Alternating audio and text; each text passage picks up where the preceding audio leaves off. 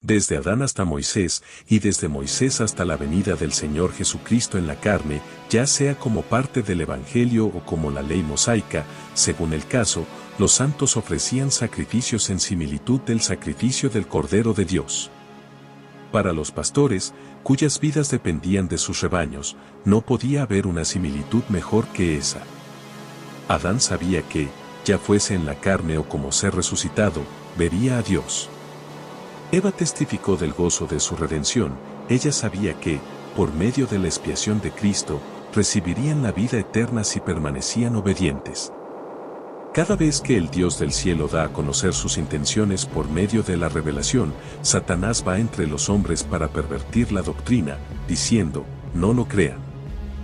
A menudo él establece un sistema falso, concebido con el propósito de engañar a los hijos de los hombres. Después de la caída de Adán, el hombre se volvió carnal, sensual y diabólico por naturaleza, se convirtió en un hombre caído. Abel trajo las primicias del rebaño y de su grosura, y que el Señor miró con agrado a Abel y su ofrenda. Además, por la fe, Abel ofreció a Dios más excelente sacrificio que Caín, por lo cual alcanzó testimonio de que era justo, dando Dios testimonio de sus ofrendas, y muerto, aún habla por ella. Porque magnificó el sacerdocio que le fue conferido, y murió hombre justo.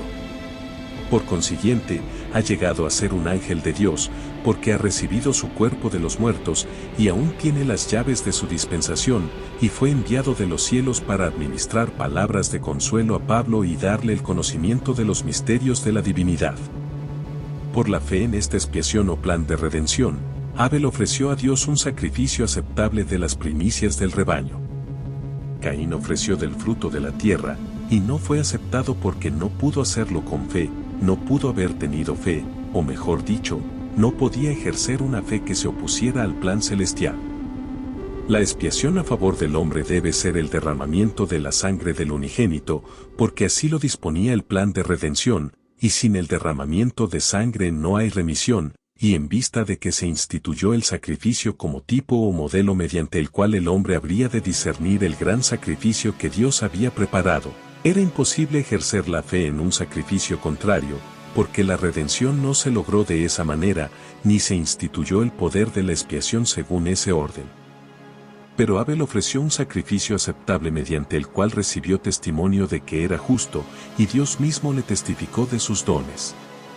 Ciertamente, por verter la sangre de un animal nadie se beneficiaría, a menos que se hiciese para imitar, o como tipo o explicación, de lo que se iba a ofrecer por medio del don de Dios mismo, y esto debería hacerse mirando hacia lo porvenir, con fe en el poder de ese gran sacrificio para la remisión de los pecados.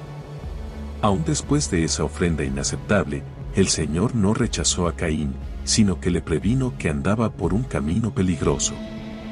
Después de rechazar el consejo de Dios, Caín se rebeló completamente y Moisés dice que Caín se enojó y no escuchó más la voz del Señor. El Señor le avisó a Caín que, si no se arrepentía, llegaría a enseñorearse de Satanás.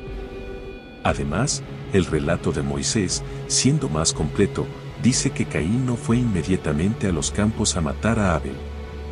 Luego de rechazar al Señor, Caín comenzó a comunicarse directamente con Satanás, el cual le sugirió la forma de matar a Abel.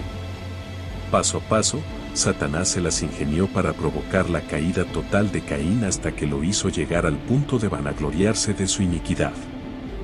Fue entonces que mató a su hermano. Caín tuvo el gran honor de ser hijo de Adán y también fue privilegiado con las mismas bendiciones que su padre. Sin embargo, no sucedió nada de eso. ¿Soy yo el guarda de mi hermano? A veces se cita este pasaje de Escritura como prueba de que todos tenemos la responsabilidad de cuidar a nuestros semejantes y de amarlos. No existe la menor duda de que así es y las Escrituras lo corroboran, pero ¿es eso lo que implicó Caín? Con una hipocresía característica de Satanás, la pregunta de Caín le dio un doble sentido al verdadero principio. Con excepción de la custodia que le otorga la ley a ciertas personas sobre los hijos pequeños, nadie tiene el derecho de ser un guardia de sus semejantes hasta el punto de dominarlos o controlar su vida. Sin embargo, El que Caín implicara que a él no tenía por qué importarle lo que le pasaba a su hermano, era burlarse de los principios del Evangelio que enseñan el interés y el amor por nuestros semejantes. El pecado más grave de Caín no fue cometido en la ignorancia. Tenemos todas las razones para creer que él tuvo el privilegio de estar en presencia de mensajeros celestiales.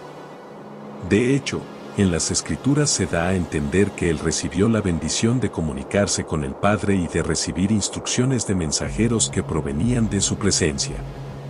Sin duda, él poseía el sacerdocio. De no ser así, su pecado no habría podido convertirlo en perdición.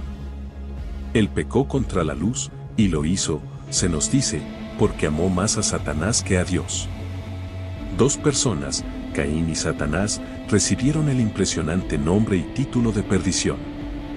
El nombre significa que ellos no tienen esperanza alguna de obtener ningún grado de salvación, que se han entregado totalmente a la iniquidad y que en su pecho quedó destruido cualquier sentimiento de rectitud y de justicia. Parte de la maldición que Caín recibió por matar a Abel fue que la tierra no le daría más a Caín su fuerza de ahí en adelante y que él sería fugitivo y vagabundo. Una persona fugitiva es la que está escapando de la ley y un vagabundo es alguien que no tiene un hogar.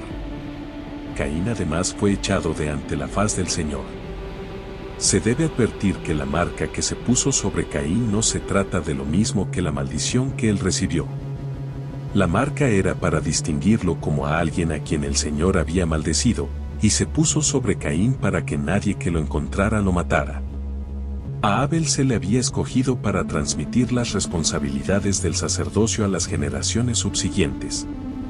Sin embargo, después de su muerte, Set, que había nacido 130 años después de la caída de Adán y Eva, fue escogido como el hijo elegido para asumir esa sagrada responsabilidad del sacerdocio.